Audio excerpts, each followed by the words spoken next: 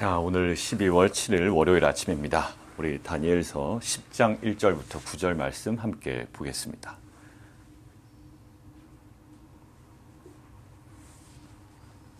다니엘서 10장 1절부터 9절까지 말씀 함께 보겠습니다.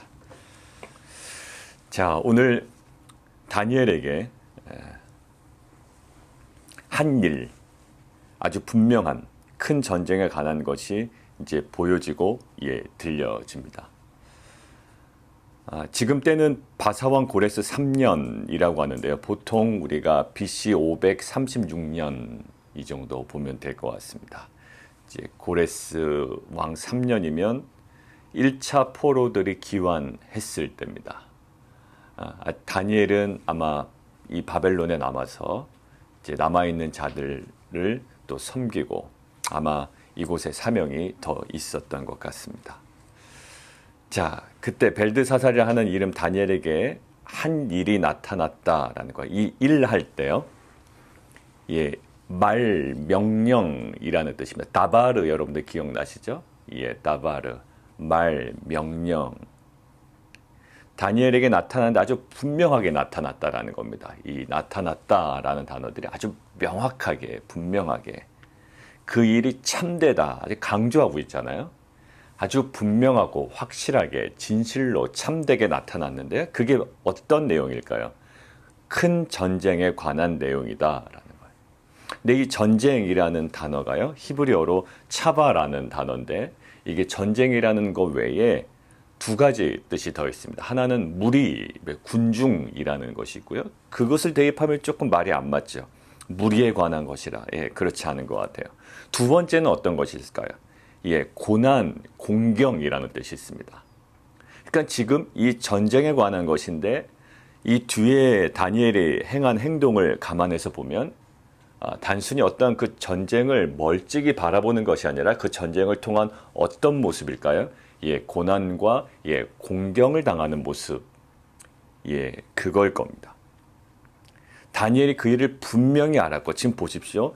나타났다라는 동사에 분명히 확실하게 나타났고 그 일은 참되고 다니엘이 그 분명히 이를 깨달았습니다. 알았고 환상을 깨달으니라. 자, 전쟁에 관한 내용이고요. 실은 이것은 페르시아, 바사죠. 바사와 그리고 그 다음 헬라에 관한 큰 전쟁에 대한 환상입니다. 이제 11장 가면 이것에 대한 또 이야기가 진행이 되죠. 자, 이 환상을 본 이것을 알고 깨달은 다니엘의 행한 행동이 2절부터 나옵니다. 뭐가 나올까요? 그때나 다니엘이 새 이래 동안 3 곱하기 7, 그러니까 3주 동안 슬퍼하고 3주가 지나기까지 좋은 떡 먹지 아니하고 고기와 포도주를 입에 대지 아니하고 또 기름을 바르지 아니하니라. 한마디로 금식한 거예요. 21일 동안. 지금 다니엘이 보통 몇 살일까요? 지금 일반적으로 한 85세 정도 됩니다. 여러분들 그 나이 좀 있으신 분들은 금식, 장기간 금식 실은 쉽지 않아요. 그리고 실은 의학적으로도 많이 좀 조심시킵니다. 근데 21일 동안 다니엘이 금식할 정도면 이것들을 굉장히 중하게 여겼다라는 거예요. 그냥 21일 뭐 금식하지 이렇게 보지 마시고, 또 혹은 아예 다니엘이니까 그렇게 했겠지. 아니요. 다니엘 지금 노인입니다. 노인이 이 식음을 전폐하고 기름도 바르지 아니하고 21일 동안 금식을 했다라는 것은 굉장히 사안을 중대하게 여겼고 또 그럴만 했다라는 거예요. 근데 우리는 아무리 중대해도 21일 동안 금식 못 하잖아요. 그죠? 근데 이 다니엘이 그만큼 여겼고 그럴 만한 상황이었다라는 거예요. 근데 제가 오늘 이 부분을 묵상하는데 한 가지 떠오르는 게 있었어요. 데살로니가 전후서 우리가 묵상했지 않습니까? 그때 우리에게 여러 가지 묵상 내용이 있었지만 인상적이었던 거, 우리가 잘 알고 있는 본문이었어요. 자, 항상 기뻐하라라는 거는 24시간 365일 항상 웃고 다니라는 걸까요? 지금 그 모습처럼? 그렇지 않아요. 자, 보십시오. 항상 기뻐하라라는 것들을 아주 문자적으로만 해석해버리면 지금 이 부분과 상충된단 말이에요. 모순이 된다고요. 지금 다니엘은 뭐 하고 있습니까? 애통해하고 있잖아요. 슬퍼하고 있잖아요. 자, 그런데 제가 이것을 묵상하다가 또 어느 부분이 생각이 났을까요? 애통해하고 슬퍼한다. 어느 부분이 생각났을까요? 우리 교회에 가장 밀접한 마태복음 5장에 있는 팔복. 예, 팔복의 메시지가 생각이 나는 거예요. 팔복의 메시지가 여러 가지가 있죠. 처음의 내용이 뭡니까? 심령이 가난한 자는 복이 있나니 천국이 그들의 것이며 하고 두 번째 바로 나타난 게 내용이 애통하는 자는 복이 있나니 그들이 위로를 받을 것이며. 자, 이것들을 문자적으로 그대로 해석해 볼까요? 그러면 날마다 애통해야 됩니다. 왜? 복 받으려고. 그러니까 이 팔복을 잘못 이해하면 또 날마다 애통해야 한다고요. 그리고 즐거워하는 사람 비방하고 비판하고 정죄하고. 이게 참 문제라, 그죠? 항상 기뻐하라 라는 것들을 붙잡고 있는 사람은 막 애통해하며 기도하는 사람 보고 뭘 그렇게 애통해하냐?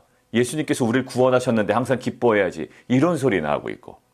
그리고 애통해하는 자는 복이 있나니 위로를 받을 것이라. 이것만 붙잡고 있는 사람은 그냥 일상에서 즐거워하는 모습들을 가만히 보질 못하는 거예요. 에휴, 철부지같이. 너무 천진난만하게 저렇게 웃고 다니나. 여러분들, 이 모순의 현장에 우리가 살아가고 있는 거예요. 모순처럼 보이는 현장에. 자, 오늘 이 부분을 묵상하다가 이 두 가지가 이제 생각이 난 거죠. 그래서 찾아봤습니다. 애통해하는 것의 본질이 뭘까? 분명히 다를 거예요. 그리고 다니엘이 지금 애통해하고 슬퍼하는 것, 이거 성경에서 이상한 뉘앙스로 이야기하지 않아요. 이거 온전한 거예요. 그렇다고 해서 항상 기뻐하라라는 이 성경의 가르침을 다니엘이 어겼는가? 그렇게 우리 여기지 않는다고요. 그러면 항상 기뻐하라는 그 기조 아래 우리가 애통해야 되는 그 시점과 어떤 사안이 있을 거란 말이에요. 자, 그래서 애통하는 자라는 마태복음 4장과 지금 다니엘의 애통함이 뭔가 연관이 있지 않을까라는 그런 생각에서 찾아본 거예요. 자, 그런데 이 마태복음 5장에 있는 애통하다라는 것과 오늘 다니엘의 애통하는 것이 연결되어 있더라라는 거예요. 어떻게 연결되어 있냐면 지금 팔복에 있는 애통해하는 자라고 할 때는 호이 펜둔테스라는 거예요. 호이라는 것은 무슨 자? 그러니까 뭐 가난한 자 그러면 호이 뭐 점점 그다음에 애통하는 자 호이 펜둔테스 이렇게. 근데 펜둔테스라는 뜻을 찾아보니까 이런 뜻이에요. 첫 번째는 어떠한 모습이냐면 죽은 사람에 대한 애도예요. 그죠? 항상 기뻐하라고 했는데 사람 지금 돌아가셨단 말이에요. 아무리 그분이 천국에 가셨다 한들 우리가 그 이별의 아픔 앞에서 우리가 웃을 수는 없단 말입니다. 예? 우리가 소망을 갖는 거지 막 그것들을 드러내놓고 웃진 않잖아요. 자, 그러니까 죽은 사람에 대한 애통한 거 맞아요. 그러니까 항상 기뻐하라와 그 애통이 상치되지 않는단 말이에요. 모순되지 않는단 말이죠. 자, 근데 두 번째가 이제 연결되기 시작해요. 두 번째 뭐냐면 이 펜던테스 애통하다라고 할 때 첫 번째는 죽은 사람에 대한 애도고 두 번째는 자신과 타인의 죄에 대한 결과를 놓고 탄식하며 아파하는 거래요. 그러니까 애통해하는 건 내가 돈이 없어, 내가 가난해, 내가 무시당했어 이런 것이 아니고 그것은 다른 영역에 있고요. 지금 이 애통하다라고 할 때는 어떤 코드라고요? 자신과 타인의 죄에 대한 결과를 놓고 탄식하며 아픔하는 거라고요. 자, 오늘 본문으로 들어갑니다. 지금 다니엘이요. 무엇을 봤다고요? 전쟁이에요. 큰 전쟁입니다. 이 페르시아 그리고 헬라에 관한 전쟁이에요.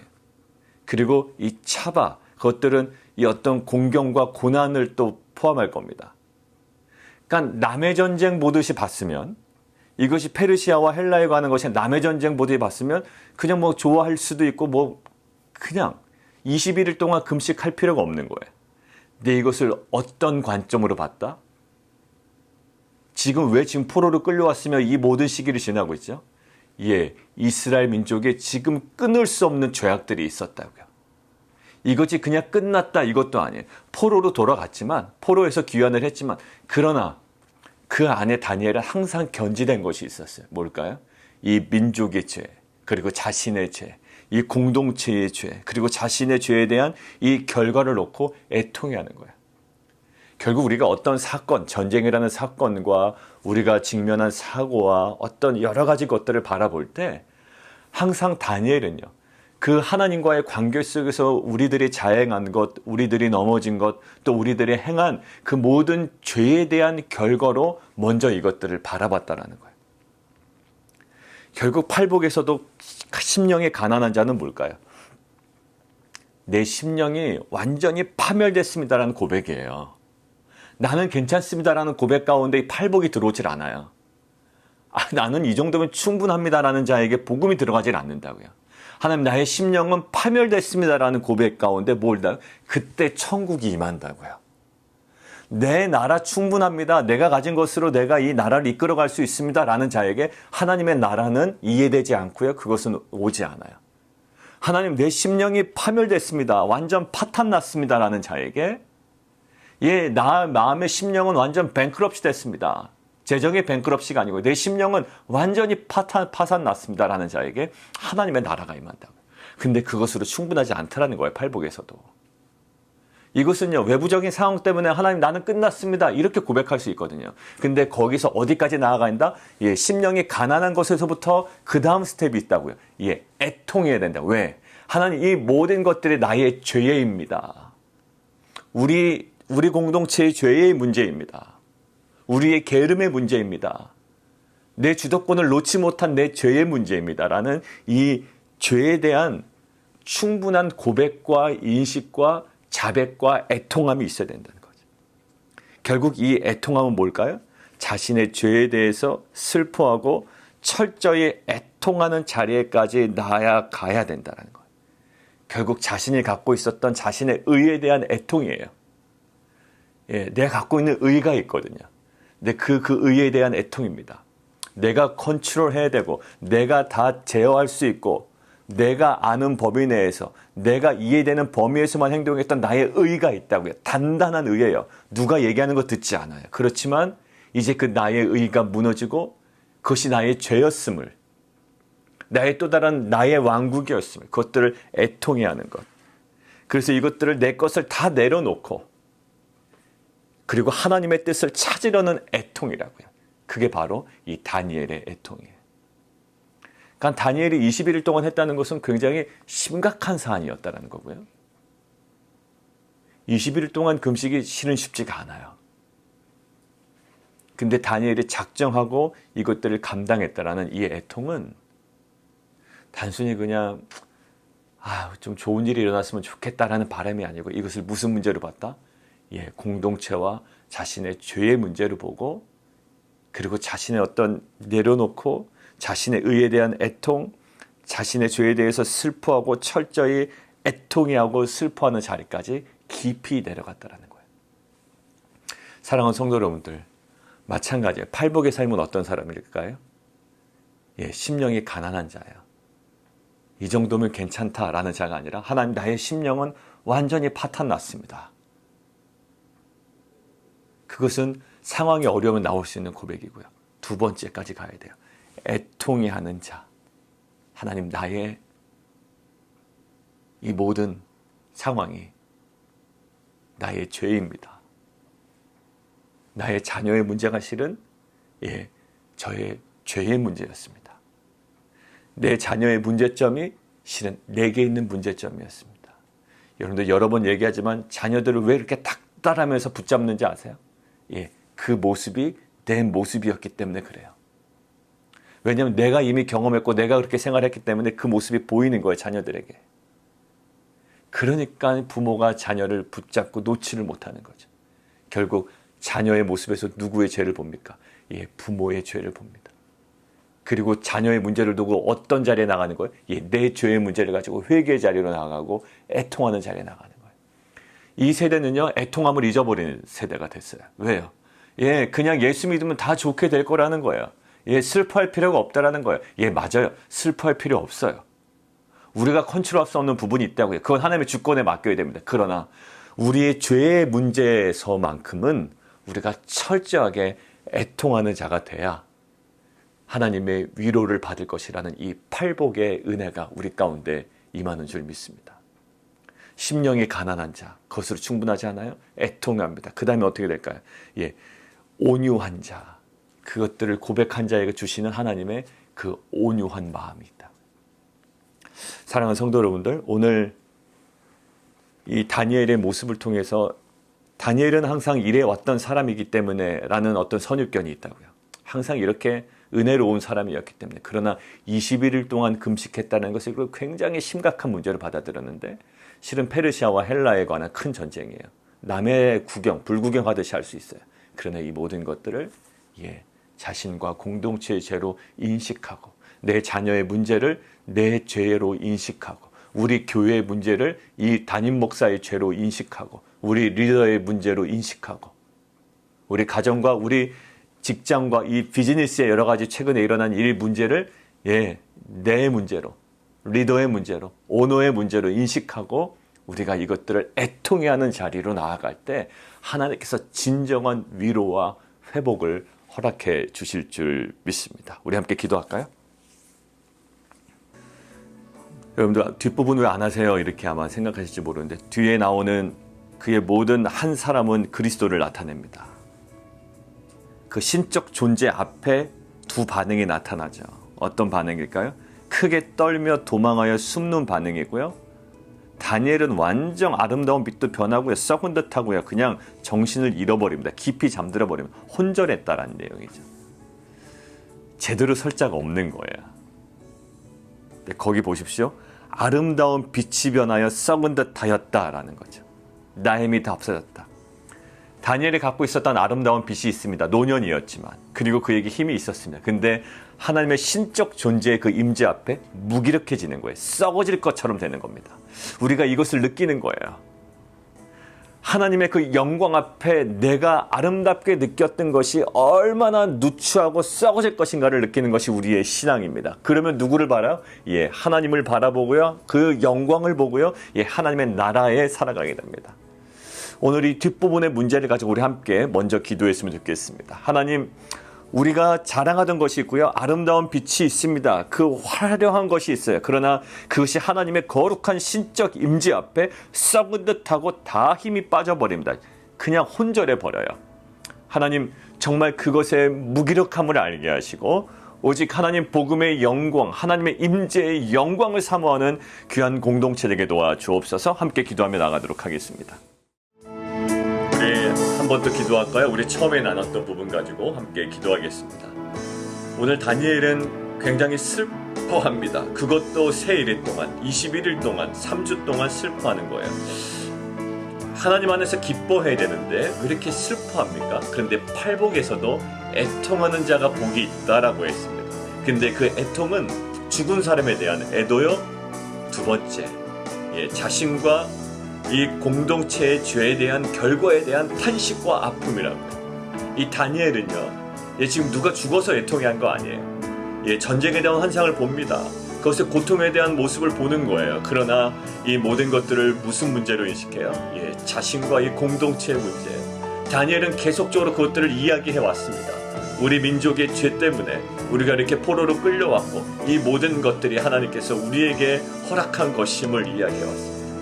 우리 자녀의 문제, 우리의 공동체의 문제, 우리의 직장의 문제, 우리의 사업의 여러 가지 문제들이 있지만 먼저 우리가 애통하는 자가 되었으면 좋겠습니다. 단순히 그 고난 때문에 애통하는 것이 아니라 하나님 그 사건 속에 담겨져 있는 우리의 죄성을 보게 하여 주시옵소서. 21일 동안 회개는 못할지언정 우리의 죄를 직면하고 이것들을 애통해하며 슬퍼하고 그 깊은 자리까지 나아가는 은혜가 있기를 원합니다. 그동안 붙잡고 있었던 자신의 의에 대한 애통, 내 것을 내려놓고 하나님의 뜻을 찾으려는 그 애통함이 우리 가운데 회복되게 도와 주옵소서. 함께 기도하겠습니다.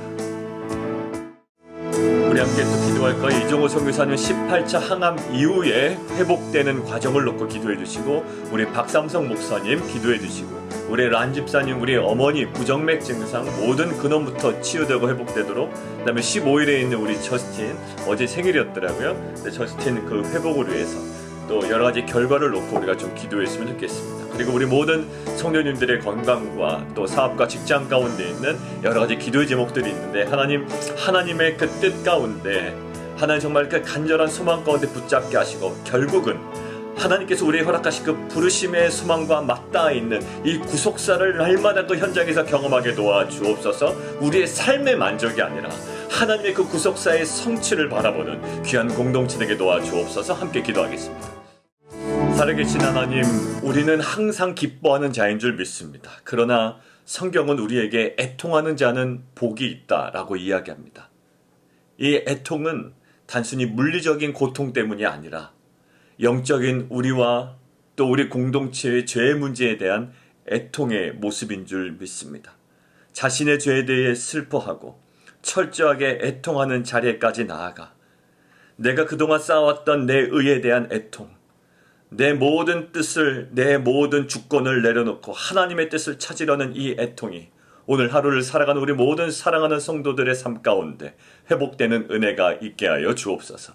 예수 그리스도의 이름으로 감사하며 기도드리옵나이다. 아멘.